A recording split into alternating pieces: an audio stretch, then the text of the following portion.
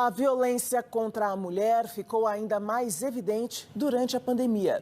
Com agressor e vítima confinados no mesmo ambiente, o número de abusos aumentou e a dificuldade de se defender também.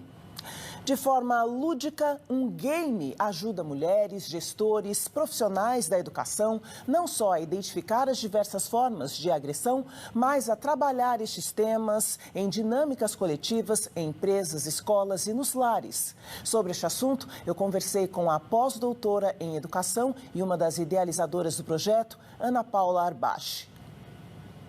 Eu sou CEO de uma startup que trabalha com gamificação e People Analytics e sou signatária da ONU Mulheres Brasil. Durante a pandemia, uma das consultoras da ONU Mulheres convidou a Arbache para fazer um game. A gente já tinha feito um game sobre a carreira das mulheres nas organizações e a gente achou muito conveniente usar essa nova ferramenta para educar para o enfrentamento à violência doméstica. Então, é mais uma ferramenta inovadora que a gente tem no combate à violência contra as mulheres. E você citou agora esse período da pandemia, né? Os números da violência durante a pandemia são assustadores, né? Que ficam ainda mais preocupantes porque o agressor ali confinado com a vítima que muitas vezes fica impossibilitada de pedir socorro, isso agrava ainda mais esses números que anteriormente já eram inaceitáveis, não? Assustadores, né? Isso aconteceu em junho, quando a ONU Mulheres Brasil convidou a gente para fazer mais esse game e os índices já estavam muito grandes. Acontece que com a pandemia, uma coisa que era do âmbito privado se tornou muito público, porque as mulheres estavam dentro de casa, trabalhando, sem muito recurso para poder mostrar essa violência e chamar a atenção do público. Então, uma questão que era muito privada se tornou público. E hoje as empresas também têm esse tipo de atenção, tanto é que esse jogo já está sendo jogado em algumas empresas, inclusive no ambiente América Latina, para poder conscientizar os líderes para perceberem sinais de mulheres que estão trabalhando dentro de casa.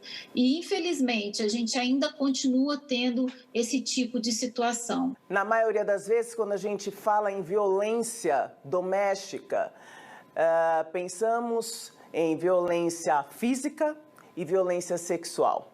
Mas a violência ela abrange muitos outros aspectos, não além desses dois tipos de violência. Nós estamos falando também de violência psicológica, de violência patrimonial. Nós nos reunimos para fazer um game que pudesse passar pelos 5 tipos de violência da Lei Maria da Penha: sexual, moral, patrimonial, a física. Agora, o que a gente tem de coleta de dados, porque o game é uma camada. A outra camada, a gente tem uma inteligência artificial por trás, captando o que as mulheres sabem mais, as pessoas que jogam, homens e mulheres, sabem mais ou menos sobre a violência.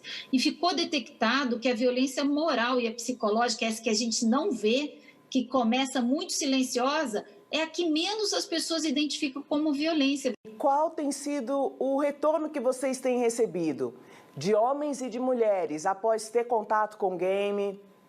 É um retorno muito interessante, porque o game é muito lúdico, ele conta a história de 2 personagens, a Pen e a Luana, que começam a identificar relacionamentos abusivos.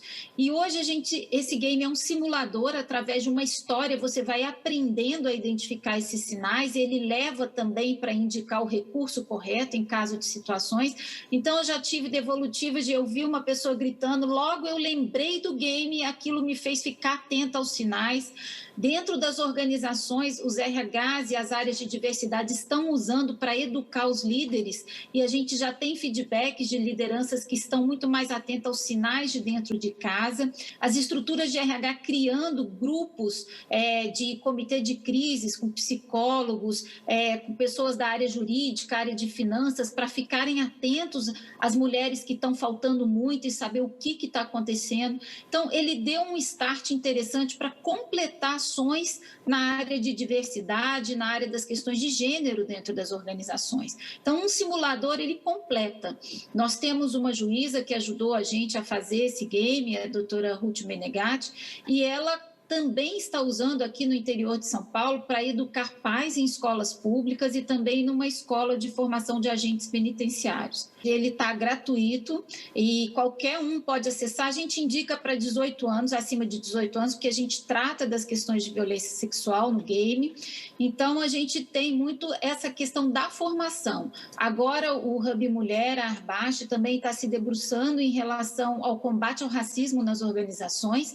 E eu passei para vocês o ambiente onde está a Gameoteca de Responsabilidade Social, onde qualquer um pode jogar, e eu convido todos vocês a fazerem isso, porque quanto mais a gente educar, menos a gente vai ter essa pauta, não é mesmo? A gente vai ter uma realidade de dignidade humana, e é isso que a gente espera, né?